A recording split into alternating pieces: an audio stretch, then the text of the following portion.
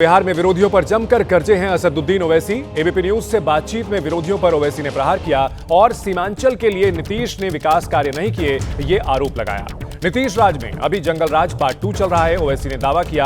और बीजेपी जो घुसपैठिए का मुद्दा उठा रही है, उस पर ओवैसी ने पलटवार किया और कहा कि सरकार आपकी है तो फिर घुसपैठिए कौन रोकेगा। लालू, राहुल और तेजस्वी पर भी ओवैसी ने निशाना साधा है।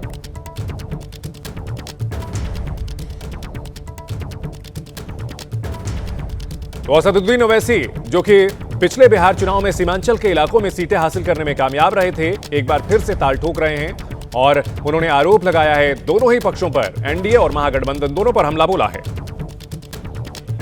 बिहार के पहले चरण में बम्पर वोटिंग हुई और इस वोटिंग को लेकर अब सवाल उठ रहे हैं कि आखिरकार बम्पर वोटिंग किसको चोट दे रही है। साथ ही जंगल राज और घुसपैठियों के बाद अब बुर्के पर सवाल उठ रहा है और साथ ही भूरा बाल का भी जिक्र किया गया।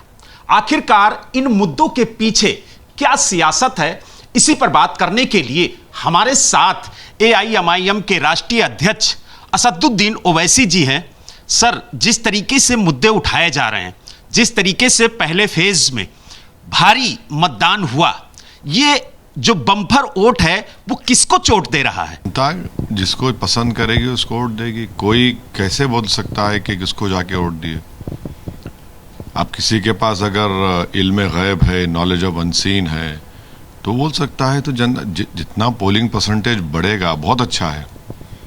जमहूरियत का ये सेलिब्रेशन का दिन है और बिहार की गरीब आवाम के पास तो उनका हथियार वोट है, तो उसका इस्तेमाल कर रहे हैं। बल्कि हम उम्मीद करते हैं कि सेकंड फेज़ में जो 11 तारीख को मतदान होगा, हम उम्मीद करते हैं कि सीमांचल की जनता जहां से मजलिस के उम्मीदवार लड़ रहे हैं वहां पर 75% पोलिंग हो, बहुत अच्छा रहेगा। लेकिन जैसे ही दूसरे चरण के मतदान को लेकर के प्रचार शुरू हुआ, तो जंगल राज और घुसपैठियों के बाद बुर्के पर सवाल उठने लगा। साथ ही भूरा बाल का जिक्र हुआ। भूरा बाल यानी भूमिहार, इसके अलावा आपके जो राजपूत हैं, ब्राह्मण हैं, लाला हैं, इनको लेकर के जो जातीय समीकरण को लेकर के ताना बाना बुना जा रहा है, उसके पीछे की क्या सियासत है?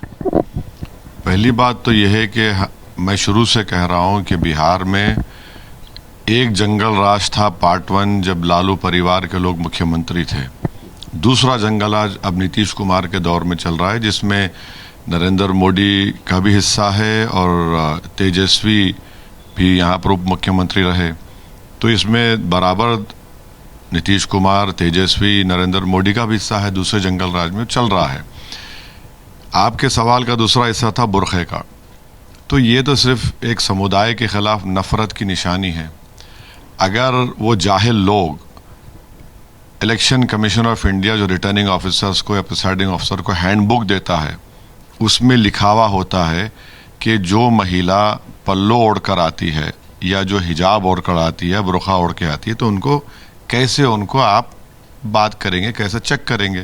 तो इसको सिर्फ यही बताना कि बुरखा पहन कर आते हैं, तो ये हमेशा से ऐसी इस तरह की गिरी हुई बात बीजेपी हर चुनाव के वक्त करती है और इसको इनका खामियाजा भुगतना पड़ेगा। वो ये समझ रहे हैं कि इस तरह से नफरत और किसी के मान सम्मान के बारे में बात करके वो समझ रहे हैं कि पोलिंग परसेंटेज गिर जाएगा, ये काउंटर प्रोडक्टिव होगा।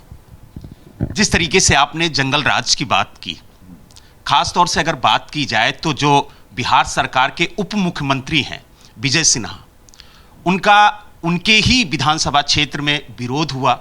जनता ने उनके गाड़ी पर गोबर भी फेंका। उसको लेकर के प्रधानमंत्री नरेंद्र मोदी ने कहा कि जंगल राज बिहार से खत्म करना है और उसके लिए एनडीए को लाना है। तो कहीं ना कहीं जंगल राज को एक बड़ा मुद्दा बनाया जा रहा है बिहार के अंदर। राज तो आप ही का है ना, नरेंद्र मोदी का राज है, नीतीश कुमार मुख्यमंत्री हैं, चिराग पासवान हैं, कुशवाहा साहब हैं, मांझी साहब हैं। आपका राज है और आपके राज में सब हो रहा है। देखिए, जो नेशनल क्राइम रिकॉर्ड्स ब्यूरो का जो रिकॉर्ड है, 2015 से 2023 तक वो रिकॉर्ड ये बताता है कि हर साल बिहार में 3,200 लोगों का मर्डर हुआ है। हर साल 2015 से 2023 तक। और प्रधानमंत्री कट्टा बोलते हैं, यानी अपनी नाकामी को छुपाने के लिए वो किसी और पर इल्ज़ाम लगाना चाहते हैं। तो इसीलिए हम कह रहे हैं कि एक जंगल राज जब लालू परिवार को मुख्यमंत्री थे, दूसरा ये चल रहा है। अगर बात की जाए तो दूसरे चरण के मतदान को लेकर के खास तौर से जो सीमांचल का इलाका है उस पर सबकी नजर है। आप भी यहां पर लगातार प्रचार कर रहे हैं। क्या उम्मीद है कि इस बार AIMIM को कितनी सीटें बिहार में मिलने वाली हैं? नहीं, हम लोग पूरी कोशिश कर रहे हैं और हमको उम्मीद है कि इंशाअल्लाह ताला पहले से ज़्यादा असेंबली कॉन्स्टिट्यूंसीज में हमको कामयाबी मिलेगी। हमारे उम्मीदवार MLA मुंतखब होंगे और इसमें सब लोग मेहनत कर रहे हैं। हमारे पार्टी प्रेसिडेंट अख्तरुल ईमान साहब, यहाँ पर जितने हमारे यूनिट्स हैं, बूथ प्रेसिडेंट्स हैं, महाराष्ट्र से, हैदराबाद से, दिल्ली से, झारखंड से, जहाँ जहाँ हमारे पार्टी के जिम्मेदार आ रहे हैं, मेहनत कर रहे हैं और हमको लगता है कि अच्छा रिजल्ट आएगा। अगर बात की जाए तो राहुल गांधी ने एक मुद्दा उठाया कि जिस तरीके से हरियाणा के अंदर चुनाव को प्रभावित किया गया, उसी तरीके से बिहार के अंदर भी चुनाव को प्रभावित करने की कोशिश की जा रही है। और SIR के मुद्दे को लेकर के भी उन्होंने कई सवाल खड़े किए गए। इसको लेकर के आप क्या कहेंगे? नहीं, देखिए, वो एक दूसरे पार्टी के लीडर हैं, तो उनकी पार्टी उनके बारे में अच्छा जवाब दे सकती है इस सवाल के बारे में। जहाँ तक SIR की बात है, हमारी पार्टी के प्रेसिडेंट अमूर के MLA अख्तरुल ईमान साहब ने सुप्रीम कोर्ट में केस डाला है और उन्होंने अपनी विधानसभा के ऐसे 900 वोटर्स का नाम सुप्रीम कोर्ट को बताया जो जिंदा हैं, जीवित हैं, जो ना शिफ्टेड हैं, ना उनका डबल एंट्री है। तो हमने बताया है सुप्रीम कोर्ट को। और SIR के ताल्लुक से भी अब देखना, मतदान के दिन ये पता चलेगा कि कितने लोगों के नाम जो कट गए हैं वो सामने आके बोलते हैं क्या कि हम जिंदा हैं, हम शिफ्टेड नहीं हैं, डबल एंट्री नहीं है हमारा। तो ये यहाँ पर नाम काटे गए सीमांचल में, और उसके बावजूद भी मीडिया ने रिपोर्ट किया कि सिर्फ 2 घुसपैठी निकले जो मुसलमान नहीं थे। तो ये जो घुसपैठी का इल्ज़ाम प्रधानमंत्री BJP सीमांचल की जनता पर लगाती है, ये इनको बदनाम करने की कोशिश है। जबकि भारत का सबसे बैकवर्ड एरिया, पिछड़ा इलाका अगर कोई है तो सीमांचल है, उसके बाद लोअर आसाम है।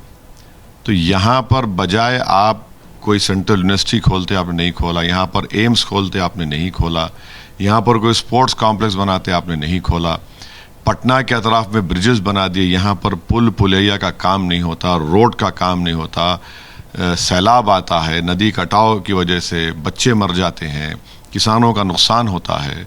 पूरे सीमांचल के 4 जिलों में एक गवर्नमेंट का डिग्री कॉलेज है। यहाँ पर सबसे ज़्यादा मुसलमानों के बच्चे एनीमिक हैं, सबसे ज़्यादा मुसलमान महिला जो बच्चों को पैदा करती है वो इन्फेंट मोर्टेलिटी रेट हाई है, स्टंटेड है, वेस्टेड है। इन लिटरेसी रेट यहाँ पर बहुत कम है, सबसे कम है पूरे बिहार में। और पूरे बिहार में 92% मुस्लिम्स 12th का एग्ज़ाम पास नहीं करते। अलीगढ़ मुस्लिम यूनिवर्सिटी कैंपस है, सिर्फ दिखाने के लिए टीन शेड एस्बेस्टॉस में चल रहा है। तो इस इलाके को आपने क्या किया? आप पूर्णिया एयरपोर्ट मत बताइए, वो तो बरसों की स्ट्रगल के बाद शुरू हुआ। मगर इससे हटकर इंफ्रास्ट्रक्चर में, पुल पुलिया की तामीर में, रोड्स की तामीर में, आवास योजना में, सेंट्रल यूनिवर्सिटीज़ में, स्कूल्स में, कॉलेजेस में, किसान के खरीदी का उनको रेट मिलने में, बच्चों की मौत को रोकने में, महिलाओं की जान को बचाने में तो तमाम नाकाम साबित हुए। अगर बात की जाए जिस तरीके से भारतीय जनता पार्टी आरोप लगा रही है कि घुसपैठियों का विरोध करने वाले सिर्फ जिस तरीके से भारतीय जनता पार्टी घुसपैठियों का विरोध कर रही है और जो लोग SIR का विरोध कर रहे हैं उनका कहना है कि एसआईआर का विरोध करने वाले दरअसल घुसपैठियों का समर्थन कर रहे हैं, उन्हें बचाने की कोशिश कर रहे हैं। बात बताइए, देश का प्रधानमंत्री कौन है? सीमांचल का बेटा है। देश का गृह मंत्री कोई सीमांचल की बेटी है। पटना में बिहार का मुख्यमंत्री कोई सीमांचल का बेटा बैठा हुआ है। सीमा सुरक्षा बल मेरे पास है या आपके पास है? बीएसएफ किसके पास है? केंद्र की सरकार आपकी है, प्रदेश की सरकार आपकी है, डीजीपी आप अपॉइंट करते हैं, पुलिस, सब चीज आपका है।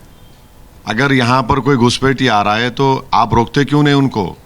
और दूसरी बात यह है, जब इलेक्शन कमीशन ने एसआईआर किया तो आपने कितने नाम बताए इलेक्शन कमीशन को? बताओ कि सीमांचल में आप एक शेरशाहवादी बरादरी को, यहाँ की जनता को सीमांचल की बदनाम करने के लिए बुरा इल्ज़ाम लगाते हैं। क्यों लगाते हैं? एक तो आपकी नफरत है, तासुब है, फिरका परस्ती है, और दूसरा आपका दिखाने कुछ नहीं है सीमांचल में आपके पास।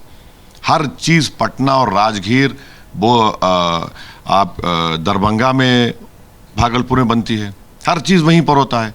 इस इलाके में क्या हो रहा है बताइए? तो उसको छुपाने के लिए अपनी नफरत को सामने करते हैं और दूसरा ये झूठा इल्ज़ाम लगाते हैं।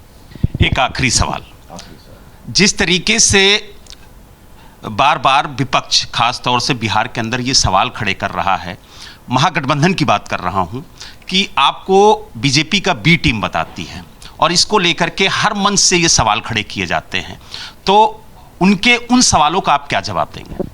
नहीं, बेवकूफ़ हैं वो लोग, अक्ल नहीं है उनको, उनके दिमाग में क्या नफरत भरी हुई है। वाइस प्रेसिडेंट का इलेक्शन आया तो किसको वोट दिए?